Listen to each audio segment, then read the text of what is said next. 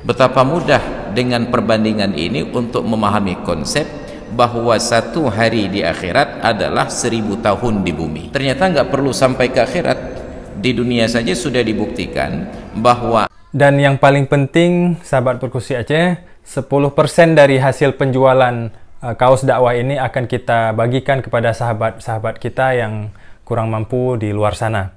Ilmu tanyo benar, amai tanyo benar, kure tanyo benar, ngak selamat dunia akhirat. Gantilah sekali-kali tontonan kita dari menonton sinetron itu kepada menonton tayangan ilmu pengetahuan di National Geographic, Animal Planet, ataupun Discovery Channel. Ini untuk mengiklankan televisi tersebut. Jangan selalu nonton sinetron. Kita diperlihatkan betapa bumi ini benar-benar disesuaikan oleh Allah Ta'ala segala sesuatunya dengan kondisi manusia. Andai kata kita tersesat pada planet yang lain, umpamanya lebih dekat ke matahari, ada Venus, apalagi Merkurius, ataupun jauh sedikit ke planet Mars, apalagi sampai ke Jupiter, sungguh kita tidak mampu bertahan hidup walaupun hanya 1 detik. Jupiter itu kata para ahli planet beku yang sangat dingin. Andai kata manusia jatuh ke sana, sepersekian detik dia akan mati, beku. Andai kata pun mampu bertahan, maka usia hidup kita itu sangat terbatas. Tidak ada seorang manusia pun yang sempat menikmati ulang tahun pertama. Kenapa? Karena 1 tahun di planet Jupiter sama dengan 164 tahun di planet Bumi. Bayangkan, 164 tahun di planet Bumi itu baru 1 tahun di Jupiter. Gak ada yang sempat berulang tahun. Itu baru hitungan waktu antara planet Bumi dengan planet Jupiter yang berselisih hanya 1 planet, dan masih dalam satu sistem tata surya yang kita sebut matahari. Betapa mudah dengan perbandingan ini untuk memahami konsep bahwa satu hari di akhirat adalah 1000 tahun di bumi. Inna yawman 'inda rabbika ka alfi sanatin mimma ta'uddun. Sesungguhnya satu hari di sisi Tuhanmu sama seperti 1000 tahun menurut hitungan kalian. Kalau kita tidak akses ilmu pengetahuan dengan dokumenter demikian, sulit untuk meyakinkan orang-orang yang hidup hari ini bagaimana mungkin sehari menjadi 1000 tahun. Ternyata nggak perlu sampai ke akhirat, di dunia saja sudah dibuktikan bahwa ada yang 1 tahun seperti 164 tahun. Artinya ada yang 1 hari menurut kita itu ternyata 164 hari pada makhluk yang mendiami planet yang lain. Itu baru Jupiter, belum lagi ke planet setelahnya, ada Neptunus, ada Uranus, sampai ke Pluto. Maka para ahli, walaupun mereka tidak percaya kepada Allah Ta'ala, mereka percaya hukum alam. Dibuatlah dokumentasinya, difilmkan, ada film ilmiah tersebut. Ada salah satu judulnya, ini mengiklankan film, karena saya walaupun ustadz alirannya sufi ya, suka film. Interstellar, perjalanan antar bintang. Bagaimana dia berjalan terbang sampai ke planet Pluto, dan dibuat ketentuan oleh perancangnya. Bila Anda terlambat di planet itu 1 menit saja, maka Anda akan kembali ke bumi berselisih sekian ratus tahun, sekian puluh tahun. Dalam perjalanannya ternyata dia terlambat di planet itu untuk kembali hanya 1 menit saja.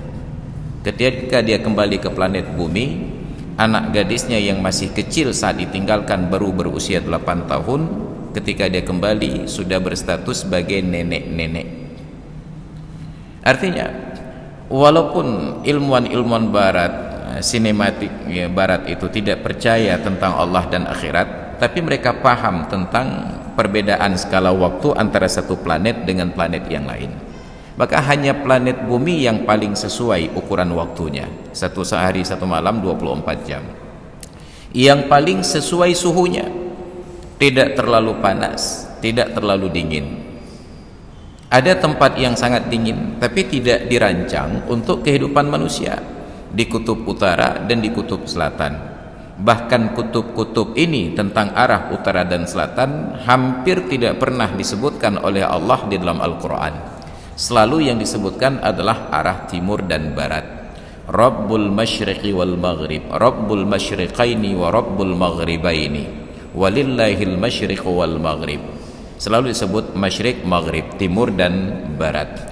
Tidak pernah disebut utara dan selatan, syamal dan janub. Kenapa? Karena Allah merancang kehidupan manusia di planet bumi arahnya timur dan barat. Timur barat. Tetapi manusia senang mencari tantangan, maka mereka datang untuk hidup di utara dan di selatan, hidup di kutub utara dan hidup di kutub selatan. Itu bukan tempat kehidupan manusia, karena jangankan manusia, bahkan matahari pun malas berkunjung ke sana.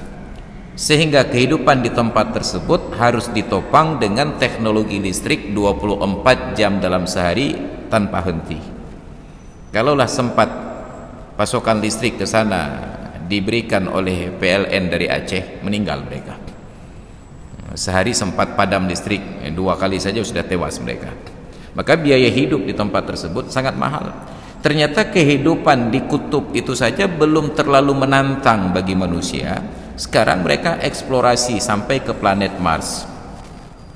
Manusia baru mampu menginjakkan kaki di bulan.